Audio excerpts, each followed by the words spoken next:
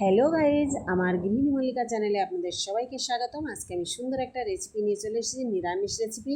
পটল আলু দুধ দিয়ে রান্না করেছি। তো বন্ধুরা, এই রান্নাটা দেখতে অবশ্যই পাশে থাকবেন। তো প্রথমে আমি কড়াইতে একটু তেল দিয়ে নিয়েছিলাম, তারপরে একটা শুকনো লঙ্কা, একটা তেজপাতা আর গোটা জিরে দিয়ে আমি ভালো করে সুন্দর লাল লাল করে ফুটিয়ে নিয়ে তারপরে আমি দিয়ে দিয়েছিলাম লঙ্কা, কাঁচা লঙ্কা, আদা, জিরে গুঁড়ো, ধনে গুঁড়ো, চারটে জিনিস দিয়ে সামান্য একটু জল দিয়ে আমি মশলাটাকে কষিয়ে নিয়ে তারপরে এই যে ভেজে রাখা পটলটা দিয়ে মশলার সঙ্গে ভালো করে কষিয়ে তারপরে আমি দিয়ে দিলাম পরিমাণ মতো দুধ। তো দুধটা সামান্য একটু কম থাকায় সামান্য পরিমাণে জলও মিশিয়ে দিলাম। তো বন্ধুরা দেখেন, আমি ঢেকে দিয়েছি। তো আজকে আমি দুটো রেসিপি দেখাবো, একটা পটলের রেসিপি আর এদিকে পুঁই শাকের পকোড়া।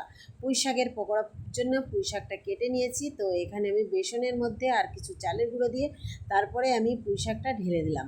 জল ঝরিয়ে আগের থেকে ধুয়ে তারপরে কেটেছিলাম পুঁই শাকটা, যাতে জল না থাকে। তারপরে এখানে কিছু শুকনো লঙ্কার গুঁড়ো, কিছু ধনে গুঁড়ো, তারপরে লবণ, হলুদ পরিমাণ মতো দিয়ে এটা আমি ভালো করে ডো তৈরি করে নেব।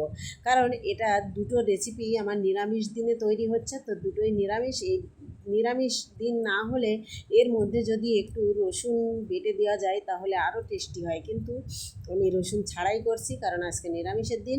তো নিরামিষ এই যে দেখতেই পাচ্ছেন পকোড়ার জন্য এই ডোটা একদম তৈরি হয়ে যাচ্ছে। ভালো সুন্দর করে মেখে নিয়ে এই যে আমি এক সাইডে রেখে দিলাম, আর এটা একটু সময় ঢেকে রেখে দেবো, তাহলে একদম সফট হয়ে যাবে। আর যত সফট হবে তত পকোড়াগুলো সফট হবে। তো বন্ধুরা দেখতে পাচ্ছেন ততক্ষণ আমার পটল আলুটা একদম মনে হচ্ছে সিদ্ধ হয়েই গেছে। তো দেখি একটু চেক করে, তো দেখেন আলুটা আমার গলে গেছে আর পটল তো আগেই গলে গেছে। তো এইবার আমার রান্নাটা প্রায় রেডি। আমি এখন একটু গরম মশলার গুঁড়ো দিয়ে তারপরে আমি নামিয়ে নেব। তো বন্ধুরা, দুর্দান্ত স্বাদ, আপনারা অবশ্যই ট্রাই করে দেখতে পারেন। নিরামিষের দিনে খুবই ভালো লাগে।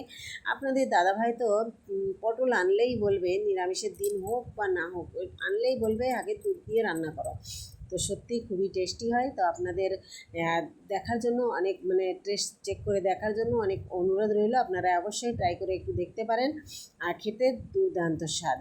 তো প্রিয় বন্ধুরা, আমার এই চ্যানেলে আপনারা এই যে রান্নাটা দেখছেন খুব সুন্দর, খুবই স্বাদের, ভালো লাগবে। যদি ভালো লেগে থাকে তাহলে অবশ্যই যারা যারা সাবস্ক্রাইব করেননি একটু সাবস্ক্রাইব করে দেবেন, আর পাশে যে বেল আইকন বটনটি আছে ওটা একটু বাজিয়ে দেবেন, তাহলে মাঝে মধ্যে আমি যে রান্নার ভিডিওগুলো দিয়ে থাকি দেখতে পাবেন। দেখেন কি সুন্দর কালার হয়েছে, হেভি হয়েছে। এইবার আমি এই যে দেখেন, এই যে পকোড়ার জন্য যে ডোটা তৈরি করে রেখেছিলাম কত সুন্দর মোলায়েম হয়ে গেছে। তো এটা আমি কড়াইতে তেল বসিয়ে দিয়েছি, অল্প অল্প করে আমি ভেজে নেব সুন্দর করে। পকোড়াগুলো দারুণ টেস্টি লাগবে খেতে। ঠিক আছে বন্ধুরা, দেখেন উল্টে পাল্টে আমি কি সুন্দর করে ভেজে নিচ্ছি। তো আপনারা যারা পুঁই শাকের পকোড়া খাননি কখনো, তারা অবশ্যই পুঁই শাকের পকোড়াটাও ট্রাই করে দেখবেন। দারুণ লাগে, কিন্তু দারুণ, একদম মুচমুচে। আর বেসনের মধ্যে যদি সামান্য একটু চালের গুঁড়ি দেওয়া যায় তাহলে তো সুন্দর মুচমুচে হয়ে যায়, আরও বেশি ভালো লাগে। তাই আমি কিছু চালের গুঁড়ি ছিল, তাই চালের গুঁড়িটা দিয়ে দিলাম এর মধ্যে, দিয়ে এখন সুন্দর মুচমুচে পকোড়া ভেজে নিচ্ছি। তো আপনাদের কার কার ভালো লাগলো এই ভিডিওটা অবশ্যই কিন্তু জানাবেন, জানাতে ভুলবেন না। আর যদি ভালো লাগে অবশ্যই সাবস্ক্রাইব করবেন। ঠিক আছে, আমার অনুরোধ রইল, সবাই এইভাবে আমার পাশে থাকবেন আর ভালো থাকবেন, সুস্থ থাকবেন। আপনাদেরকে আমার চ্যানেলে স্বাগতম। নতুন নতুন ভিডিও পাওয়ার জন্য বেল আইকনটি অবশ্যই বাজিয়ে দেবেন। তো দেখতে পাচ্ছেন আমার পকোড়াটা রেডি হয়ে গেছে। এবার আমি দুধ গরম করে নিলেই আমার একদম স্যালাদ ফ্যালাদ সব রেডি। কেমন লাগলো ভিডিও?